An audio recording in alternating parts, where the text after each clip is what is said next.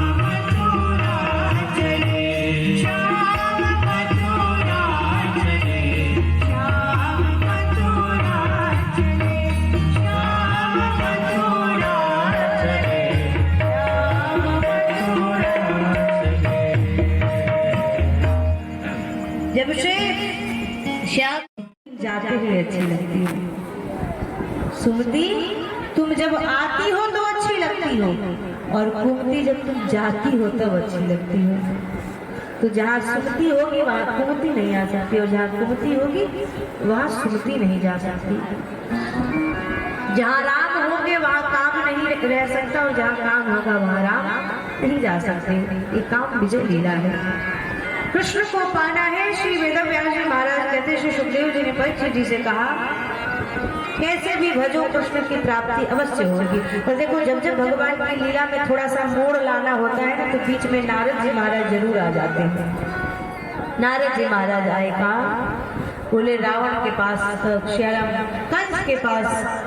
नारद जी महाराज पहुंच गए मथुरा में, और जाकर कहा, रे कंस कब तक क्यों खाते पीते सोते पड़े रहोगे, शायद तुम्हें पता नहीं तुम्हारे मारने वाले काल उत्पन्न हो गए हैं, और वो कोई और नहीं नंद जी का ही छोरा है, नाम है कृष्ण।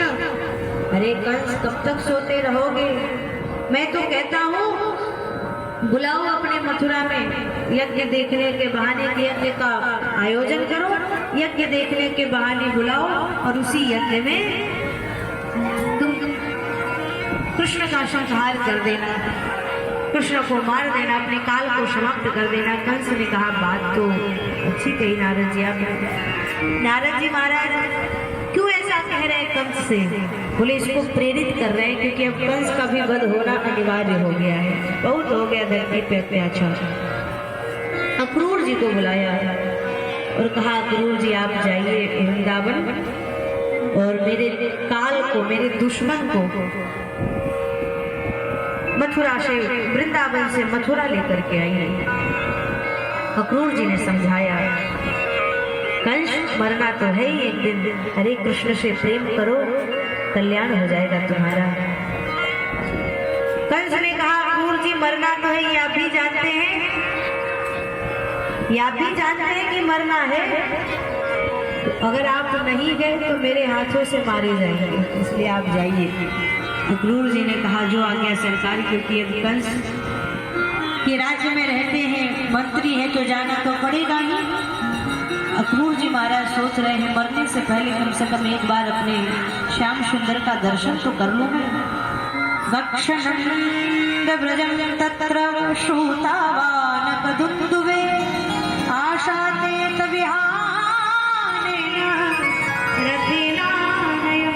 अक्रूर जी महाराज रथ पर विराजमान हुए और चले श्याम सुंदर का ध्यान करते हुए कहा, मथुरा से वृंदावन आज मैं अपने प्रभु का दर्शन करूंगा, परम प्रभु का दर्शन करूंगा। अक्रूर जी महाराज वृंदावन आए, क्या करने के लिए आए हैं? बोले भगवान को लेने के लिए आए हैं, मथुरा ले जाने के लिए आए हैं। नंद बाबा के पास गए, नंद बाबा को प्रणाम किया और कहा, नंद जी मैं आपसे आपके पुत्र श्याम सुंदर को, कृष्ण को मांगने आया हूं। पिताजी ठहरे, लेकिन माँ ममता की मूर्ति होती है। माँ के जैसा इस धरती पे कोई नहीं हो सकता है। एक बार किसी ने कहा कि माँ बाप में अंतर ही क्या है? माँ और बाप में अंतर ही, दोनों बराबर ही तो है। बोले नहीं, थोड़ा सा तो अंतर है। माँ बाप शब्द में ही अंतर झलकता है। एक बार कहो माँ, कहिए। अरे अपनी माँ ना सही तो कम से कम भारत माँ, गौ माँ, कोई तो माँ है। धरती माँ, माँ कहते मुख खुल जाता है और बाप कहते मुख बंद हो जाता है। बोले माँ और बाप में अंतर ही क्या है? बोले यही अंतर है। माँ वो है, बोले जिसके सामने जाते ही बालक का मुख खुल जाए वो है माँ, और जिसके सामने जाते ही बालक की बोलती बंद हो जाए वो है बाबा। तो माँ तो होती है ममता की मूर्ति, माँ के जैसा कौन हो सकता है इस धरती पर? नंद बाबा ने कहा, नंद बाबा तो राजी हो गए, लेकिन जब मैया यशोदा को पता चला, क्योंकि नंद जी ने हामी भर दिया है, नंद जी ने कह दिया, तो मैया यशोदा को पता चला कि कल अक्रूर जी मेरे श्याम सुंदर को, मेरे कान्हा को, मेरे गोविंद को मथुरा से, वृंदावन से मथुरा लेकर के जाएंगे। माता यशोदा रोने लगी। जब से लाला आए हैं तब से कभी मैया यशोदा ने लाला को खुद से दूर नहीं किया है। ये पहला वो प्रसंग है जब लाला मैया से, बाबा से दूर जाएंगे कहीं। पूरे ब्रजमंडल में बात फैल गई कि कल अक्रूर जी लाला को मथुरा लेकर के जाएंगे। महाराज पूरे ब्रजमंडल में करुण करम छा गया। सब विलाप करने लगे, सब भोजन करने लगे। और उस माँ की क्या स्थिति होगी जिस माँ ने कभी अपने लाल को अपने से दूर किया ही नहीं। आजकल साधारण व्यवहार जगत में भी आप देखना, जब एक माँ अपने बेटे को कहीं बाहर पढ़ने के लिए भेजती है ना, तो पिता तो सीने पे पत्थर रख लेता है बड़ी आसानी से, लेकिन माँ उस पीड़ा को बर्दाश्त नहीं कर पाती है। जब तक बेटा बाहर रह करके पढ़ता है, माँ कैसे अपना दिन बिताती है अब वो माँ ही जानती है, जिसने अपने बेटे को खुद से दूर किया है। अब विचार करिए मैया यशोदा की स्थिति क्या होगी। बोले आज रात्रि में माता यशोदा अपने पलंग पे बैठे थी, श्याम सुंदर शयन कर रहे थे, देखा कहीं रुदन की आवाज आ रही है। क्या देखा? श्याम सुंदर उठ के बैठ गए बिस्तर पे। देखा एक कोने में मैया यशोदा बैठी है और हिचकी ले लेकर के मैया यशोदा रुदन कर रही है, रो रही है। श्याम सुंदर धड़ाम से पलंग से नीचे उतरे और मैया यशोदा के गोद में जाके बैठ गए। मैया क्यों रो रही हो? बोले लाला क्या बताऊं, आज तक कभी तुमको अपने नेत्रों से दूर नहीं किया है। मुझे जब से मैंने सुना है ना कि अक्रूर जी तुम्हें कल लेकर के जाने वाले हैं मथुरा में, कैसे जी रही हूँ लाला ये मैं ही जानती हूँ। लाला जा रहे हो तुम मथुरा, चले जाओगे मुझे छोड़ के? लाला एक बात मैं तुम्हें बता दूं, जा रहे हो मथुरा में तो सब कुछ याद करना लाला, लेकिन कभी इस प्रसंग को याद मत करना। आज मैं बार बार उस दृश्य को जब याद करती हूँ ना तो मेरे नेत्र भर जाते हैं। मुझसे कितना बड़ा अपराध हो गया, मैंने तुम्हें उखल में बांध दिया था, मैंने तुम्हें रस्सी में बांध दी थी। कितनी पीड़ा हुई होगी तुम्हें गोविंद, मैं अंदाजा भी नहीं लगा सकती। उस समय जब वृक्ष दो गिरे थे और कहीं तुम्हें कुछ हो गया रहता तो मैं खुद को कभी माफ नहीं करती। और रस्सी से मैंने बांधा ना, उस प्रसंग को मैं भूल नहीं पा रही हूँ। कन्हैया सब याद करना, लेकिन कभी इस प्रसंग को याद मत करना, क्योंकि जब याद करोगे कि मेरी माँ ने मुझे रस्सी से बांधा था तो शायद तुम्हें मुझसे नफरत हो जाए। कन्हैया ने कहा मैया कैसी बात करती हो? अरे मैया मैं सब कुछ भूल सकता हूँ, लेकिन मैं तुम्हारे उस प्रेम बंधन को कैसे भूल सकता हूँ? वो रस्सी का बंधन नहीं था मैया, वो तो तुम्हारे प्रेम का बंधन था।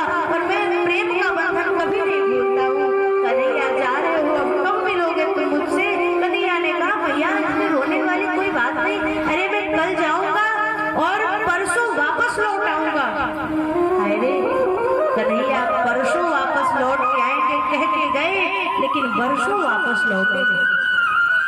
मैया को ढाढ़स बुलाया, मैया रो मत, मैं जा रहा हूँ, परसों में वापस चला आऊंगा। मैया ने आज रात्रि भर कन्हैया को अपने गोद में ही सुलाया है और कान्हा के केसों में अपनी कोमल उंगलियों को फेरते रही और रुदन करते रही, आंसू टपकता रहा। कल हमारे श्याम सुंदर चले जाएंगे। प्रातः काल हुआ, रथ तैयार था, अक्रूर जी रथ पर घोड़ों का लगाम पकड़ करके खड़े थे। बलराम जी के साथ प्रभु भी रथ पे विराजमान हुए।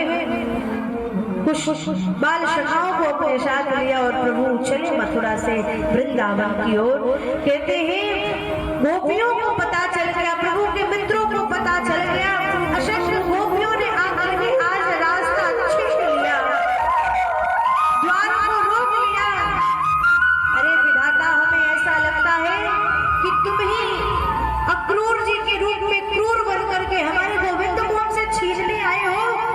गोपियों ने कहा कन्हैया, हम आपको नहीं जाने देते।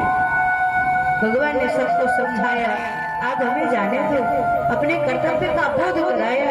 इन गोपियों ने कहा अगर जाना है अक्रूर जी, हमारे कन्हैया को हमसे दूर करना ही है, तो पहले आपको हमारे लाश पर से गुजरना पड़ेगा, हमारे शरीर पर से गुजरना पड़ेगा। ये सारी गोपियां आकर के बार में लेट गई। अक्रूर जी रथ को चलाओ हमारे ऊपर से। प्रभु रथ से नीचे उतरे और उतर करके गोपियों को समझाया और समझा करके थोड़ा आगे बढ़े। कहते हैं सबने कुछ न कुछ कहा, लेकिन देखा थोड़े दूर पर एक दिव्य तेजो वाली, दिव्य प्रकाश वाली, सुंदर सी सुकोमल सी एक स्त्री खड़ी है, जो कोई और नहीं, साक्षात श्री राधा रानी है।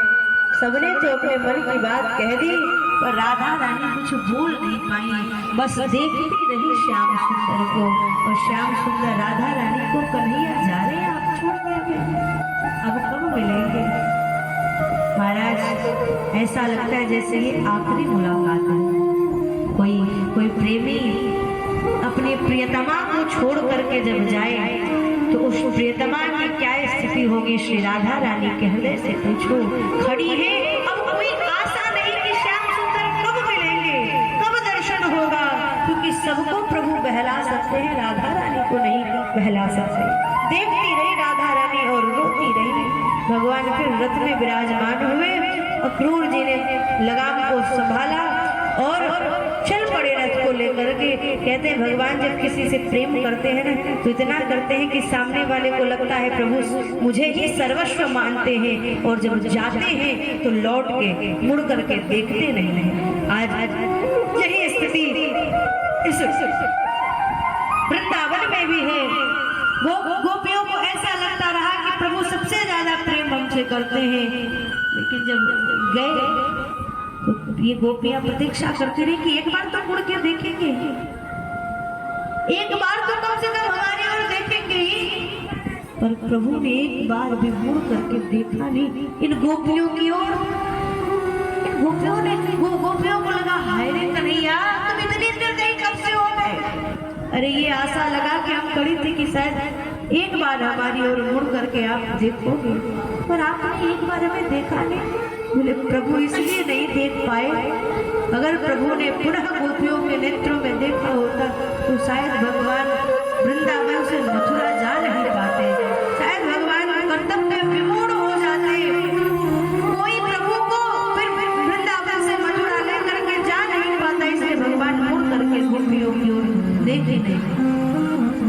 भगवान के वियोग में आज गोप और गोपियों की कौन कहे?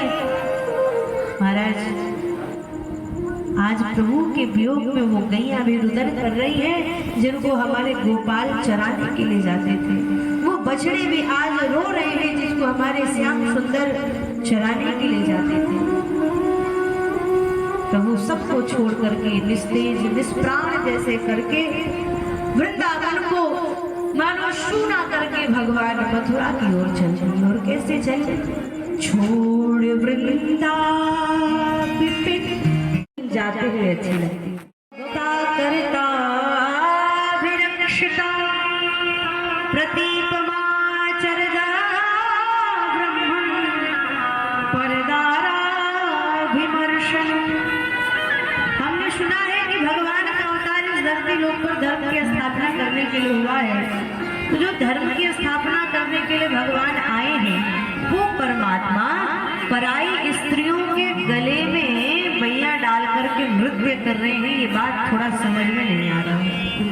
स कथम धर्म सेतु नाम वक्ता कर्ता भी रक्षिता प्रतीप माचर ब्रह्मन परदाराभिमर्शनम। दूसरे पुरुष की स्त्री के साथ में भगवान नृत्य कर रहे हैं, ये बात मुझे कुछ समझ में नहीं आ रहा है, खटक रहा है। आज पहली बार श्री सुखदेव जी को थोड़ा सा मन में क्रोध आया। बोले परीक्षित, इसीलिए मैंने कहा था कि कथा सावधानी पूर्वक सुनना, वरना मन में संदेह उत्पन्न हो जाएगा। मैंने पहले ही कहा था कि ये कोई साधारण लीला नहीं है, ये काम लीला नहीं है, ये काम विजय लीला है। कहते महाराज के प्रसंग को कोई ठीक से पढ़ ले और सुन ले तो सदा सदा के लिए उसके जीवन से काम समाप्त हो जाता है। ये ऐसा प्रसंग है।